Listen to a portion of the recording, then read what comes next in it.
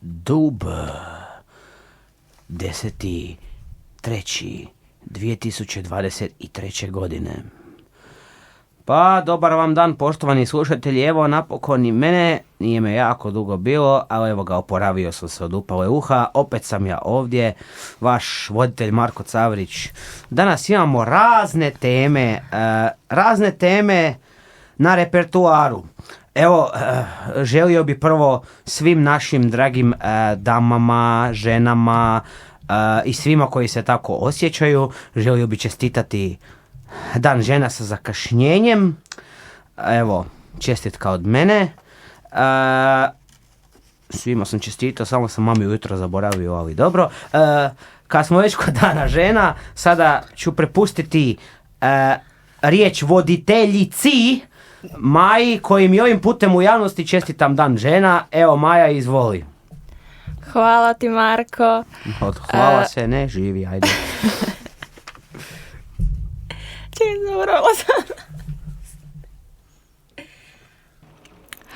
Povodom Dana žena uredili smo pano. Na panou smo istakli neke od najimpresivnijih žena i njihove priče koje možete poslušati na dub.sh/zene. Pa evo, znači tu su se žene borile za prava, a i mi danas govorimo ne samo o pravima žena, nego i o općenito ljudskim pravima, a najviše o pravima osoba sa invaliditetom.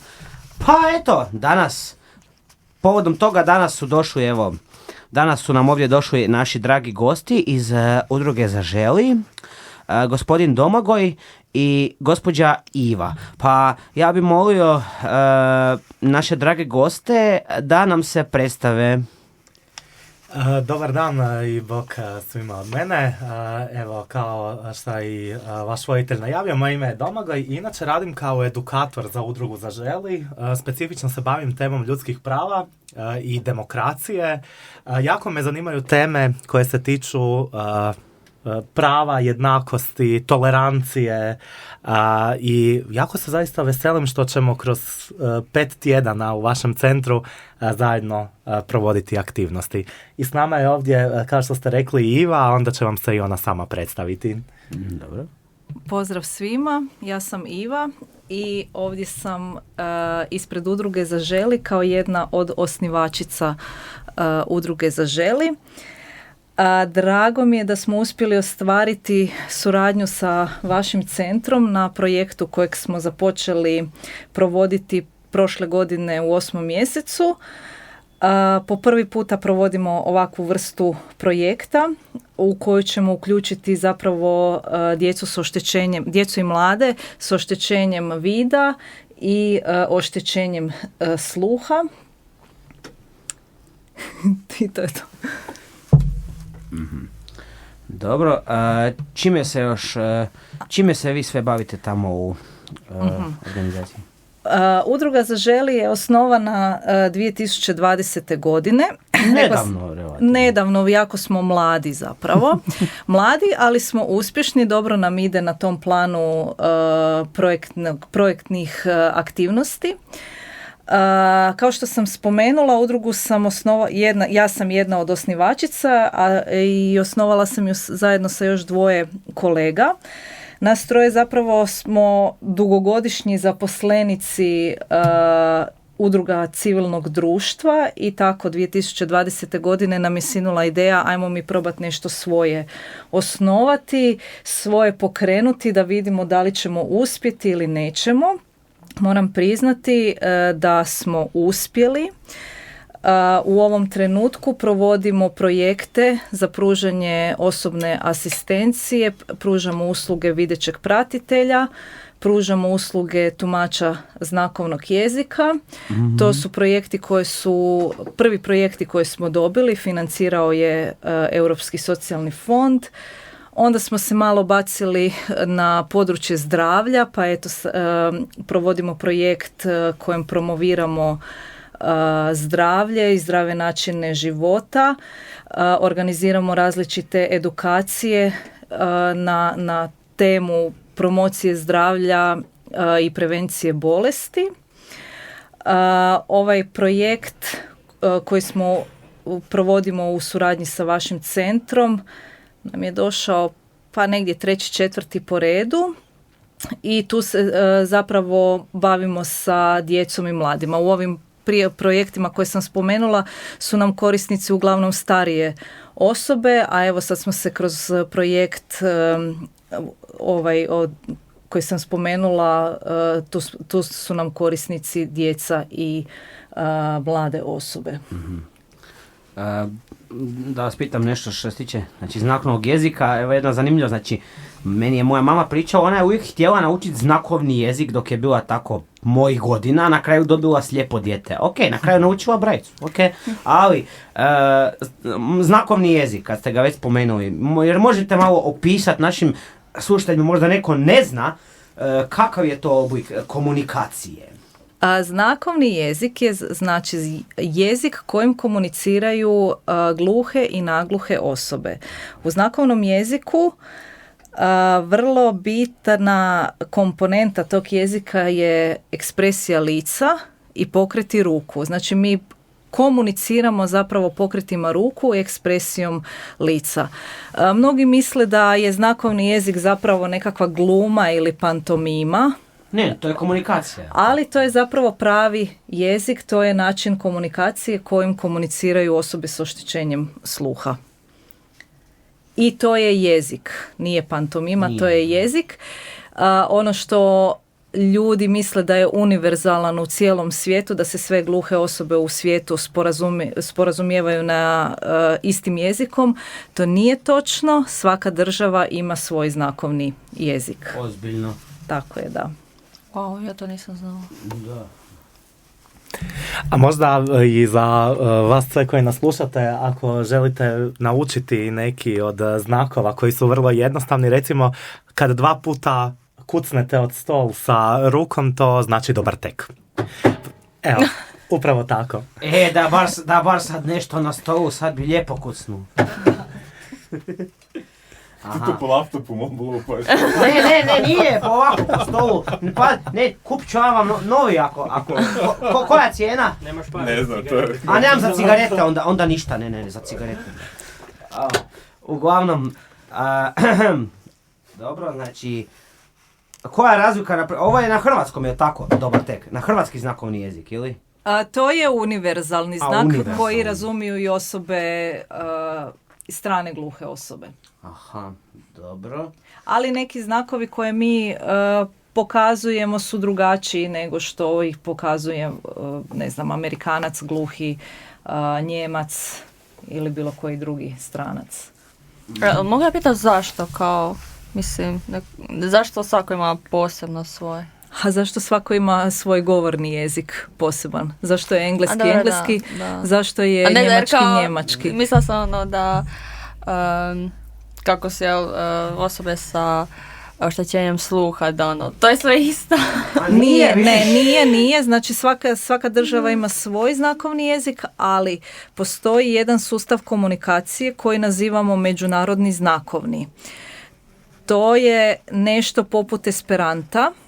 Znači gluhe osobe su se dogovorile da će iz svakog znakovnog jezika preuzeti određene znakove i dogovorili su taj skup znakova i taj međunarodni znakovni se koristi na nekakvim velikim događanjima kada se skupljaju gluhe osobe iz cijelog svijeta. Na primjer na sportskim događanjima, svjetskim natjecanjima, olimpijskim igrama, konferencijama ili bilo koje drugo nekakvo veliko događanje, onda je službeni jezik, znači službeni sustav komunikacije kojim će oni komunicirati, taj međunarodni znakovni. Mm-hmm. Oni koji ne razumiju taj međunarodni znakovni, sa sobom imaju prevoditelja koji onda prevodi sa međunarodnog na nacionalni znakovni jezik. Ja pitao bi jednu stvar,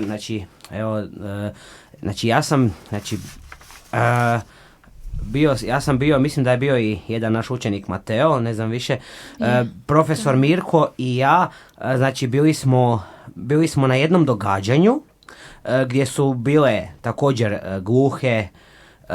gluhe osobe koje su imale, znači, imali su tumača koji je tumačio znakovni jezik, znači, a meni nije jasna jedna stvar.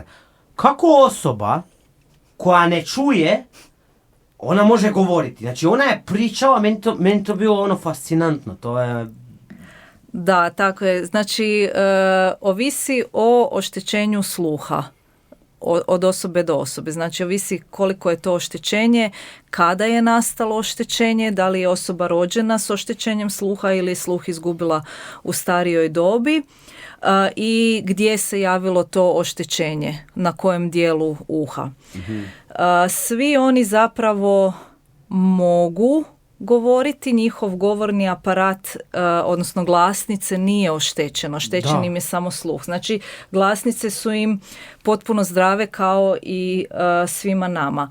Ali zbog svog tog oštećenja sluha imaju ili razumljiv ili manje razumljiv govor. Ako se dijete rodi gluho, dijete odmah ide na rehabilitaciju.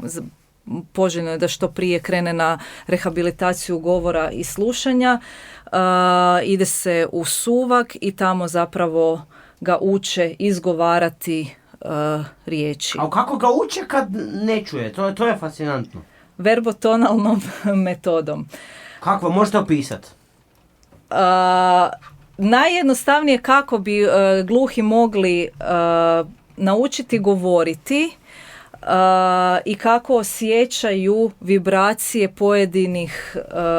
pojedinih glasova i riječi je da stave ruku na grlo svog instruktora, ono koji ga uči izgovarati. Znači stave ruku na grkljan ili sa strane i onda oni pomoću vibracija osjete jesu pravilno to. Da, kako mogu izgovoriti.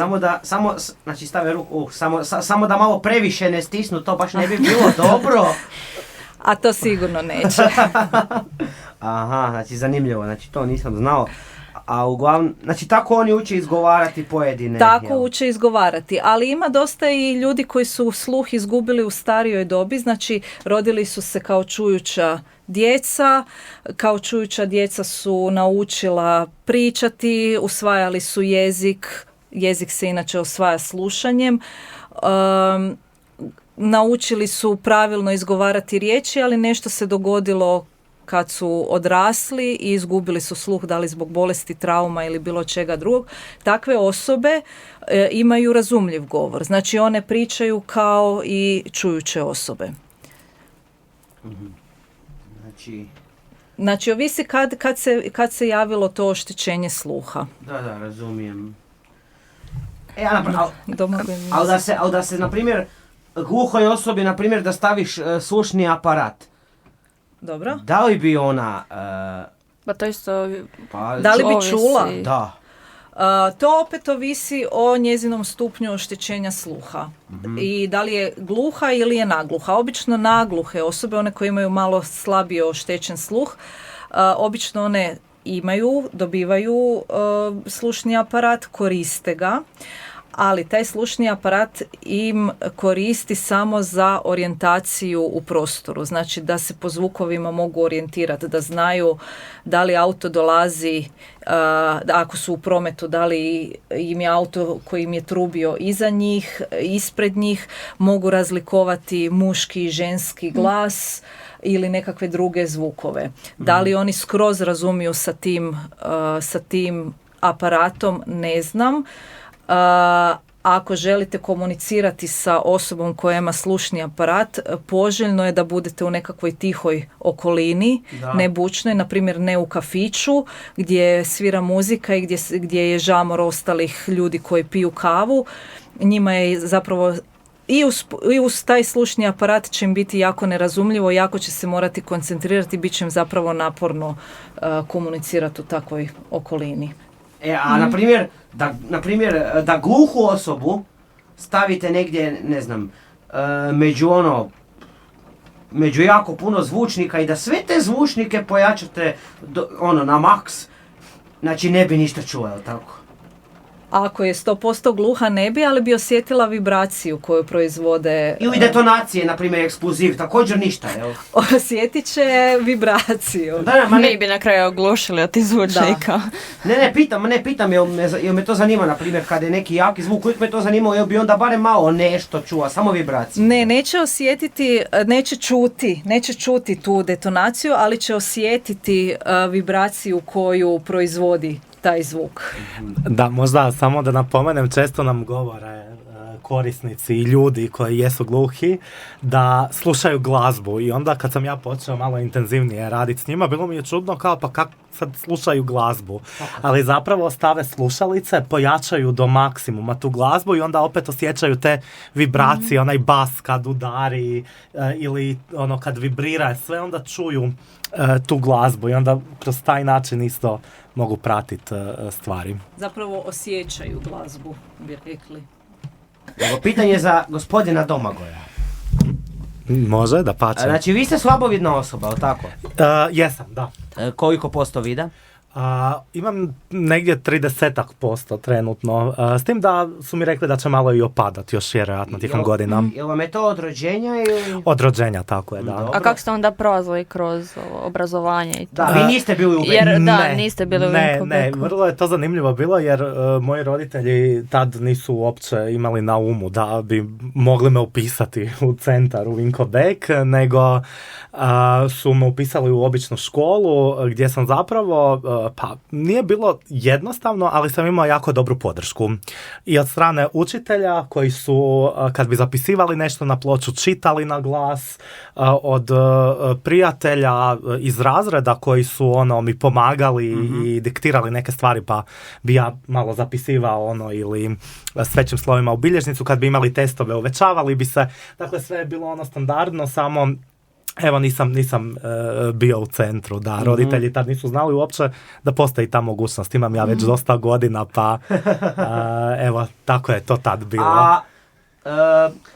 Jeste li se ikada u životu susreli sa nekim predrasudama, nažalost, ili tako, s nekim, na primjer, sa predrasudama uglavnom? Sa predrasudama, pa mislim da jesmo. Mislim, rekao bih da smo se svi ovdje u ovoj prostoriji, sad koji snimamo ovaj podcast, susreli s nekim i predrasudama i stereotipima.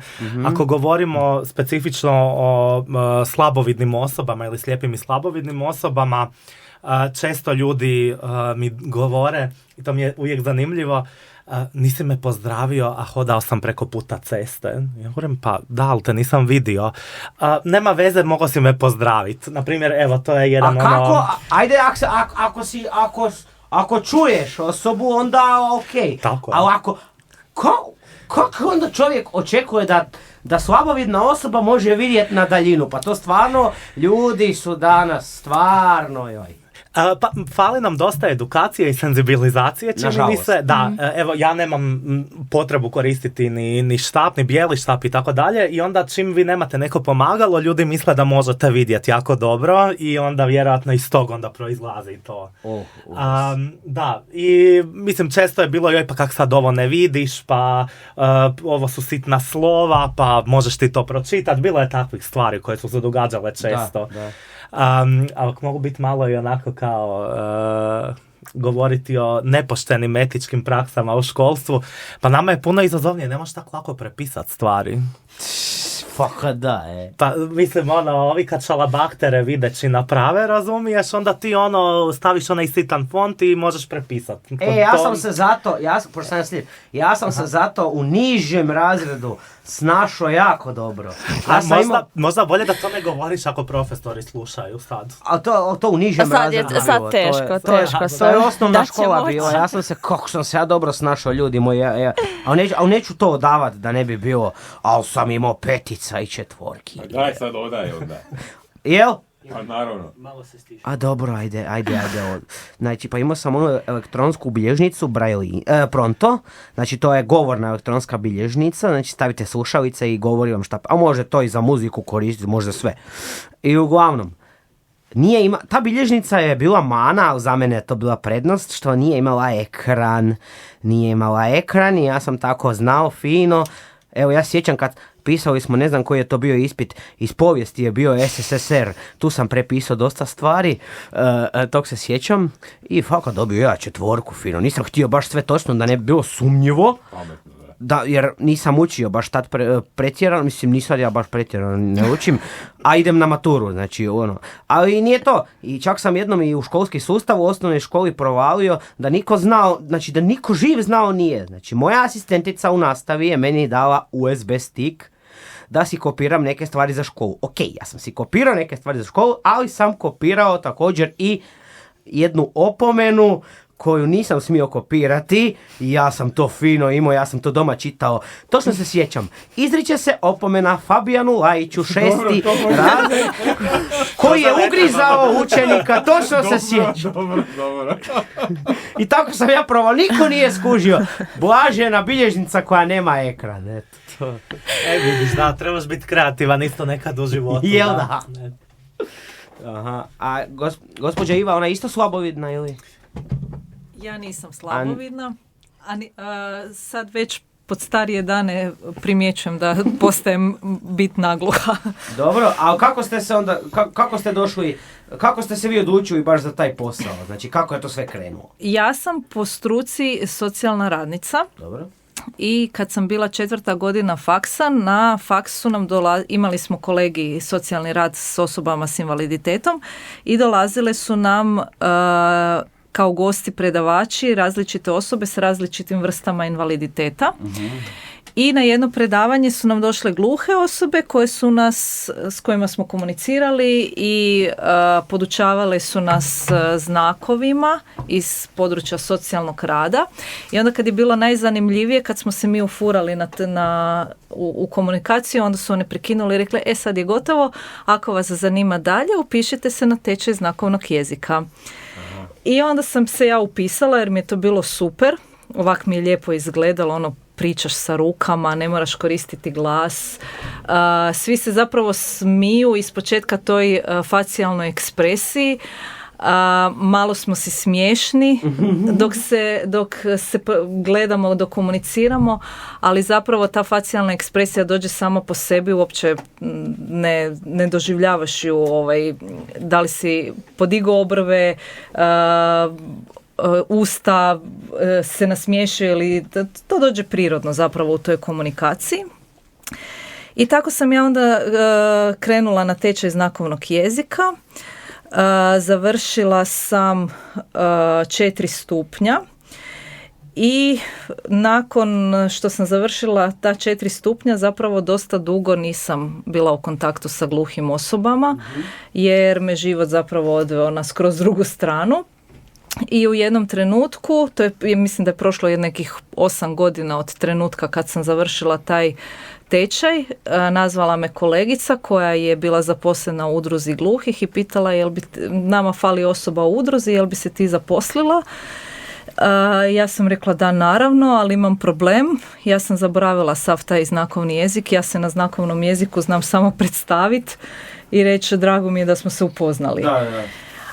I onda mi ona me ohrabrila i rekla, ma to uopće nije problem, budeš se prisjetila svega. Ja sam počela raditi u udruzi gluhih i evo, kroz svaki dan kad komunicirate sa gluhim osobama, podsjetite se, nemate izbora, morate koristiti taj znakovni jezik i malo po malo sam se prisjećala svih tih znakova koje sam naučila. A kako sam krenula sa slijepim osobama, radim i slabovidnima. Može. Moj tata inače je imao 3 slijepa strica. 3 slijepa strica? Tako je. Zanimljivo. Da. Moja baka je imala puno braće i sestara, bili su velika obitelj i 3 od njih je bilo slijepih. Kako su se oni snašli u životu?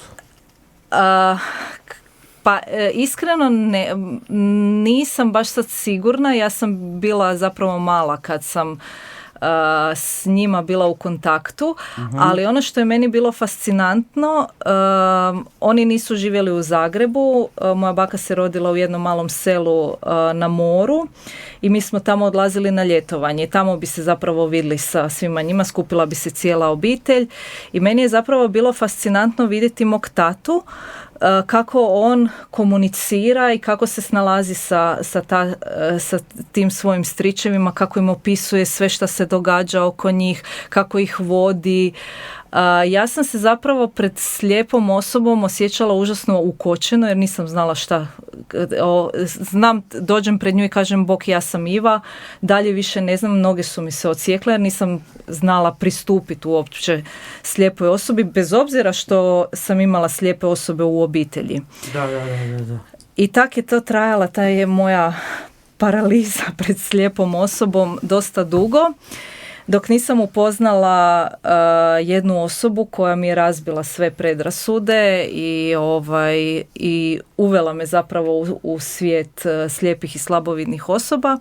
I onda kad sam krenula sa svojom udrugom, kad smo osnovali udrugu, onda smo rekli ajmo mi probati raditi sa slijepim osobama, ajmo razbiti tu barijeru. Da. Pa nisu oni ako možemo sa gluhima sam uspjela uspostaviti kontakt, zašto ne bi onda mogla sa slijepima. Pa da, na primjer, nažalost, znam iz priče da su nekada davno u nekim krajevima čak nažalost slijepe osobe, ne samo slijepe, nego i gluhe i sve žive koji su god hendikepirani, nažalost su ih zatvarali u štale, u podrume, ili to je za familiju bila sramota imat slijepog člana u kući. To je bila jako velika sramota nekada, nažalost. Meni to i dan danas nije jasno zašto su ljudi imali takve predrasude. Zašto? Znači, to je jedna nejasnoća. Možda Domagoj ima. Da, možda, da, čini mi se da nismo kao društvo bili uopće dovoljno ni educirani, ni senzibilizirani i to se vidjelo kao veliki problem, kao što si i sam rekao. Mislim da sad zapravo kako i često ljudi govore da to nije nikakva prepreka zapravo. Normalno, sve se normalno može raditi i tako dalje, ali prije, nažalost, ljudi nisu bili toliko uopće educirani. Da. Možda, evo, ako želiš da ja samo kratko ispričam svoj put, osim što sam slabovidna osoba, pa onda i radim i sa slijepim i slabovidnim i gluhima i nagluhima. Zanimljivo mi je i predsjednik sam jedne male udruge koja se zove Alternator, koja organizira nešto što se zove Festival prava djece. Pa možda bi moglo i vašim učenicima to biti zanimljivo. Dakle, mi imamo jednom godišnje jedan festival gdje zapravo djeca i mladi rade filmove i ti filmovi onda idu po Hrvatskoj u škole i u kinodvorane i svi filmovi su prilagođeni za gluhe i slijepe osobe u smislu da imamo i audio deskripcije i titlove.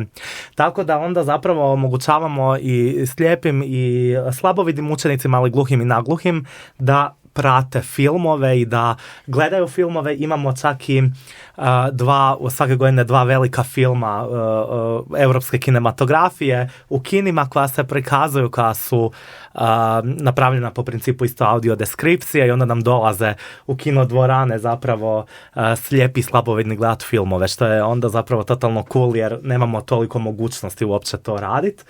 A s druge strane onda i sa udrugom Zaželi i sa Ivom zapravo radimo i na prilagodbi predstava, recimo za gluhe i nagluhe između ostalog kazališnih predstava da ih se mogu pratiti. I za slijepe. I za slijepe isto. Su to domaći ili strani?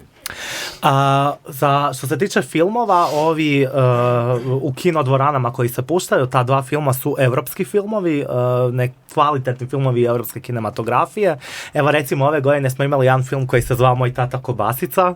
Moj tata Kobasica. Vrlo zanimljiv film koji priča o tome kako tata u obitelji da otkaz iz firme gdje je kao jako poznat, neki financijaš i tako dalje i hoće postati glumac i prvi angažman koji dobije je u reklami da se mora obući u veliki hot dog. I onda je cijela priča kako se njegova obitelj nosi s tim da on sad je veliki hot dog koji glumi u reklami i da mu se svi smiju i tako dalje. Tako da zapravo su ta vrsta filmova, ali su prilagođeni filmovi koji stvaraju sami mladi. 8 filmova iz osnovne škole, filmskih družina i 8 filmova iz srednje škole, onda su oni prilagođeni i mogu se koristiti u nastavi. Su dostupni putem neke platforme? Dostupni su na stranicama Alternatora, udruge Alternator, mogu se preuzeti možda za učitelje i stručne suradnike koji možda slušaju i ovaj podcast. Uz njih idu i nastavne pripreme koje se onda mogu koristiti. Filmovi se bave temama od nasilja, cyber nasilja, nejednakosti, ljudskih prava generalno, tako da ima svakakvih tema, tako da možete svakako i otići pogledati. Znači, Moj tata kobasica. Je, jedan jako super film. A jesu da sinkronizirani? Oni su zapravo, kako prolazi proces audiodeskripcije, da imamo glumca koji onda zapravo sve priča, imamo jednu osobu koja radi naraciju pozadinskih događanja, šta se događa, da nam bude jasno što vidimo na ekranu, a druga osoba, da imamo razliku, onda priča dijaloge. Tako da zapravo na taj način su sinkronizirani. Mhm. I postoji aplikacija na mobitelu, vi je skinete, štekate svoje slušalice, kad uđete u kino to se sinkronizira sa cijelim programom i onda možete pratiti cijeli film kao i sva druga publika. Znači, audiodeskripcija, tipa. Čista audiodeskripcija, da. To volim takve filmove, evo, ja se sjećam, bio je jedan naš film Dnevnik velikog Perice, baš bio na audiodeskripciji, to sam baš gledao. A i gledao sam i francuski jedan film, ne znam jeste čuli, Uvijek svoja. Jako dobar film, radi se o jednoj curi koja je pala 7. razred. Dobro, ja sam pao 3. srednje, nisam 7. I uglavnom, i ona sad kao u pubertetu je ona traži sebe uglavnom, ali sve je bilo opisano kroz tu audiodeskripciju, znači sve šta ona radi, ne znam, ova se sada šminka, ova sada, ne znam, to radi, sve je bilo lijepo opisano. Da, mislim, svaka audiodeskripcija zapravo ima osim toga da čujete dijaloge koji se događaju, opise radnje, opise neverbalnih ekspresija ljudi, opisi okoliša, dakle različiti opisi se daju da dobijemo mi isto sliku kao i slijepi i slabovidni da vidimo šta se događa na taj način. Evo, malo ćemo se prebaciti na radionice koje će se dogoditi u centru, pa evo, hoće li netko nešto ispričati o tome? Aha, evo mogu ja možda ispričati malo više o tome. Dakle, imat ćemo 5 radionica sa učenicima u centru na temu demokracije i ljudskih prava. Bavit ćemo se raznim temama vezanima uz ljudska prava, od ekonomskih prava, socijalnih prava, možda prava na zapošljavanje. To nam je baš važno sad, pogotovo meni koji završavam školu, da znam koja su moja prava i tako. Pa, to je nešto što ne samo da mi ne znamo kao slijepe i slabovidne osobe, nego čak i generalno društvo nije dovoljno dobro upoznato sa tim pravima, tako da ćemo se baviti sa svim tim temama. Prvo ćemo krenuti malo općenito pričati o tome što su ljudska prava, koje institucije postoje, a onda ćemo se baviti specifično sa različitim temama ljudskih prava. Ne znam, pravo na slobodu izražavanja, recimo jedno od važnih prava koja vi super vježbate ovdje kroz ove podcastove, izražavate sva mišljenja. Naravno.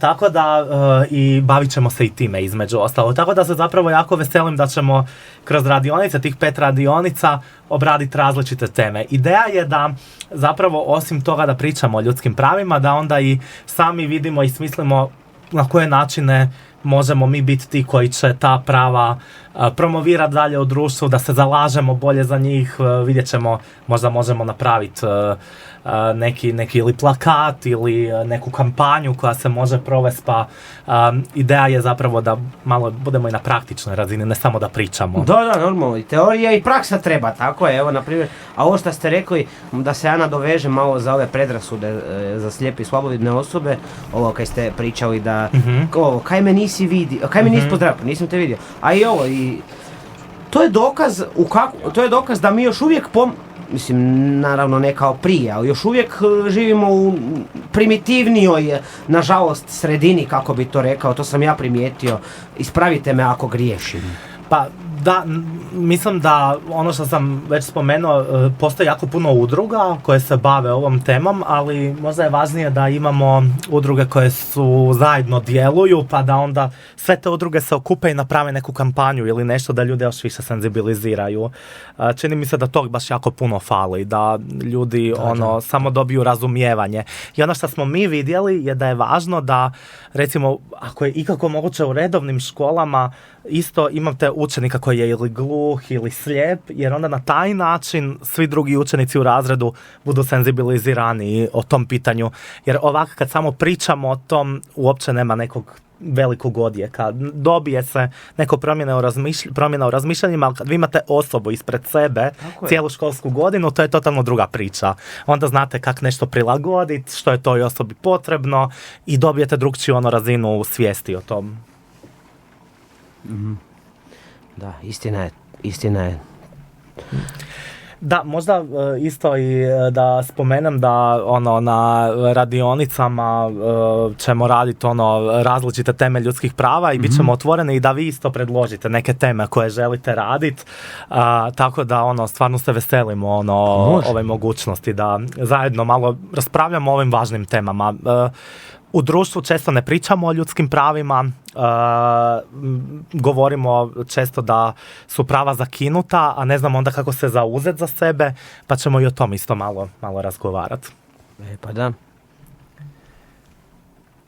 To je u redu. Naprimjer, meni isto, neću sad baš reći koje, ali pojedinci sa svojim predrasudama znaju stvarno nekad ići na živce. Znači, stvarno toliko predrasuda u ovom našem društvu da to jednostavno nije normalno po meni. Eto. Pa da, mislim, zapravo je ideja da, ovo što smo spomenuli, da ćemo imati praksu, da vidimo možda kako te predrasude smanjiti u društvu. Da. Što mi onda možemo napraviti da smanjimo predrasude. Nije odgovornost samo na, kako to kažemo, društvo, sveukupna odgovornost je i na nama, da i mi isto nešto promijenimo u ovom društvu, tako da svi smo aktivni građani ovog društva i moramo svi jednako doprinijeti. Pa da, to, na primjer, meni isto to smeta, na primjer, sad, evo, ako mogu dati jedan primjer ovako, znači, voziš se u tramvaju, sjedi neka žena, neka žena pored vas, znači, stoji, nećete ništa. A, na primjer, ako pored vas stane, ne znam, Romkinja, stisnut ćete torbu, obojat ćete se da vam nešto ne nestane. To mi stvarno na živce više ide kod ljudi, to moram reći. Da, mislim da nam tu malo fali tih tema više u obrazovnom sustavu, jer kao, evo, vi sad imate priliku kao centar sudjelovati u različitim radionicama na tu temu. Tako i radite te teme možda i sa profesorima i mislim da osobe koje prolaze kroz centre su puno senzibiliziranije i razumiju te teme, a onda u generalnoj populaciji ljudi i u običnim školama se o tim temama ne raspravlja puno. I onda ja mislim da je zapravo to ključno da educiramo učitelje koji će onda te teme obrađivati s učenicima u školi. Ako tog nemamo, onda džaba nam sve, ako to tako mogu reći. Može, slobodno. Istina je to, da. Ajde, Majo, sad ti nešto pitaj. Ne, ako želiš pitati, ja imam jednu fantastičnu stvar. Kako je ovaj znak?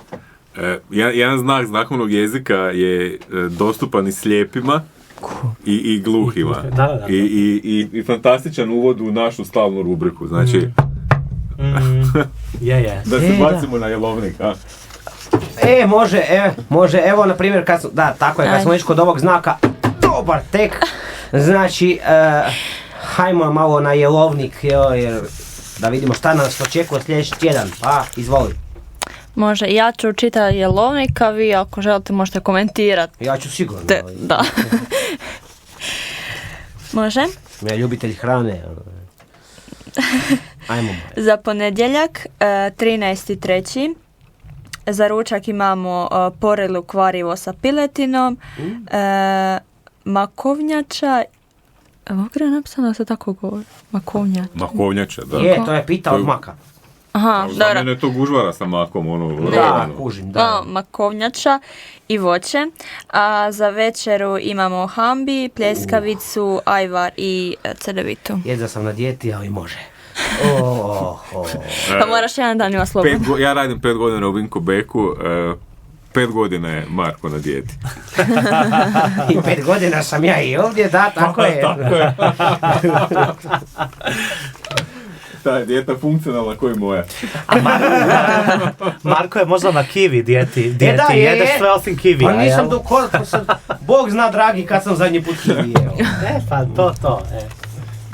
Ajmo, imaš kakav komentar na jelovnik ili... Nema. Okay. Ajmo Majo, čitaj. Za utorak 14.3. za ručak imamo juhu, pečena svinjetina, restani krumpir, zelena salata i voće. A za večeru imamo pohani sir, tartarumak i limunada. Joj, može, ovo mi se jako sviđa, utorak mi se... A šta nije da ti ne voliš sir? Ali vidim da ne slušaš Dub, Majo. On ne voli sir, pa, ali to sam sad rekla. Ali volim pohani, da, to mogu. Dobro. Već je bio pohani sir jedan put, pa sam ja pitao isto to pitanje kao i ti. Da, volim ja. Vidi Majo da ne slušaš. Sram tebi. Ima još kakav komentar ili... Nema, ajmo Majo dalje. Baš smo brzi. Za srijedu 15.3. za ručak je juneći gulaš, njoke, kupus, salata, voće. A za večeru je zapečena štrukla i sok. Dobro, juneći gulaš, to ću ostati, a večer je živio burek. Živjele burekđije, sve. Dub će u ovom trenutku postati iznimno kontroverzna emisija. Zašto? Zato što ja nikako ne mogu u svojoj glavi spojiti kad je sa sirom nešto, ti kažeš živio burek. Jer, zato što je za mene burek sa sirom. A to su Erone i ti isto, reci nešto, jer tako, to su laži i obmane inače. To burek, to sve pita, a pravi burek je samo smes, tako je. A ja sam čuo onaj vic onda, ako je burek sa sirom sirnica, burek sa zeljem zeljanica, tako, burek sa ne znam štrijom, zašto onda burek sa mesom nije mesnica? To je za raspravu, dobro, to je jedna dobra tema, znači, to je jedna dobra tema, ali nije sad ta tema u pitanju, tako da, Majo nastavi. Za četvrtak, 16.3. za ručak grah s koskicama, Bože, kobasicama. Krio sam, to ćemo rez. Nećemo. Grah s koskicama kobasice. Ja ću... Dobro, čitam ispočetka. A meni je fascinantno kako on uvijek ovaj zvuk prdeža proizvede apsolutno realno. I nije ono da ga jedan put proizvede pa da ga ubacujemo, nego on svaki put to ponavlja. Ok, znači za ručak grah sa kobasicama, krema s keksima i voće, a za večeru je pita krumpiruša i jogurt. Pita krumpiruša, može, a tek grah jako volim. Što ja, Majo, grah je dobar. Znam, Maja inače ne voli grah, to smo jednom ustanovili kad smo imali intervju sa turskim on je baš rekao da ovo je najdraže jelo grah, ali onda je Maja tu negodovala jer ona jako mrzi grah, mada ne znam zašto. Nije da ga mrzim. A dobro, nije ti nešto posebno drag, a meni je super, meni grah. Ja mogu 2-3 tanjura graha, pa dobro, vidi se na meni, ne mora ništa. Zato jesi po 2-3 sata na WC-u. Aha, dobro, to ovo izrežite, ovo ne mora se znati, Majo nastavi. Nećemo, to ćemo baš se obaciti. Aha, Majo nastavi. Za 17.3. za ručak jaja na oko, špinat, pire, krumpir i voće, a za večeru je... Šta ovo? Odlazak korisnika na preporučeni vikend. Dobra klopa, majko. Ali gle zanimljivo je da ima zapravo, iako mi idemo na preporučeni vikend, ima i večera i u subotu i nedjelju ima jelovnik. Da. Fakat, a valjda pa ovdje odraslih su možda. Imaš još jedan pokušaj. Dolaze 4. razredi. Završni tjedan, a? Završni tjedan je, tako je. Dolaze 4. razred. Možda nas slušaju 4. razred, ja bih im pročitao šta će jest. Znači, mi u petak ne jedemo ništa, ali 4. razredi jedu. Jedu, imaš nastavak. Palačinke sa limonadom. Da. Znači, imamo palačinke sa linoladom, kakao, i to je uglavnom večera za ove male da, za 4. razred koji Nisu dolazi. četvrtaši bili prošlo polugodište. Ne, su to je bili bilo osmaši, smaši, tako da. je. Joj, kako sam ja isto... Moramo zvat... Marko, ne slušaš ponovo dub. Noru. Da, ne slušaš dub, Marko. Ja sam se zbunio, da. Moramo zvat Noru I Tonija, I Tonija, tako je. Toni i ja bi se o politici raspravljali dan i noć. Samo što ja ne dozvoljavam. Da, profesor je ovdje glavni, on ne dozvoljava. Dobro, naći ćemo se Toni i ja nekad sami, pa ćemo mi onda, nema problema, neće nas zaustaviti. Ništa. Toni je obećao da će upisat školu u Zagrebu, samo da može doći da. To te pita. Ok, subota 18.3. Za ručak je juha, špagete bolognese, parmezan, kupus salata, milk šnite i voće. A za večeru je graham pecivo, poli salama, zdenka sir i jogurt. I sad mi se milk šnite ljudi moji jedu, jel ima tog još na kiosku? Daj mi reci što su to Oni milk imaju šnite. bolji jelovnik nego mi, je. Milk šnite? Da. To ona kao čokoladica ili? Kao onako, znači biskviti onako i ispod... Aha, to nije neki kolač, ono pečeni, to je kupovno. To je ko... Kinder milk šnite. Kinder milk šnite. Da. To je kupovni deset. Da, ono, znači, znate ono, 2 biskvita su onako... Plohe Da, i onda nešto između. I što se sad mi se to tako jede. Između je krema od mlijeka sa, krema sa medom. da. Što mi se sad to jede? Ima toga kiosku, možda ima, mora biti. Za nedjelju 19.3. Za ručak je juha, pečena piletina, mlinci, zelena salata i voće, a za večeru je kruh, kulen, sir i probiotik. To da. Ručak je stvarno zagrebački, da, jako dobar. Ono. Eto, to je od jelovnika. Evo, za odjavu će Domagoj najaviti radionicu. Izvolite. Hvala ti puno. Evo, pozivamo vas sve da nam se pridružite na radionicama koje kreću 22.3. u popodnevnim satima. Imat ćemo svaku srijedu jednu radionicu, tako da nam se pridružite. Traće 2 školska sata, bit će zanimljivo, zabavno, prepuno diskusija, učenja i evo, stvarno se veselimo i što ćemo zajedno raditi i družiti se. Može, ja ću doći sigurno. Super, evo, veselim se što ćemo raspravljati o ljudskim pravima. Može, ja se volim, inače, samo da to kažem na kraju, ja se jako volim raspravljati, meni to dobro ide, to mi svi kažu. Pa takve ljude trebamo više u društvu. Evo me. Evo ga, poštovani izvršitelji, to je to za danas. Zahvaljujemo se našim dragim, cijenjenim gostima i lijep pozdrav i do slušanja.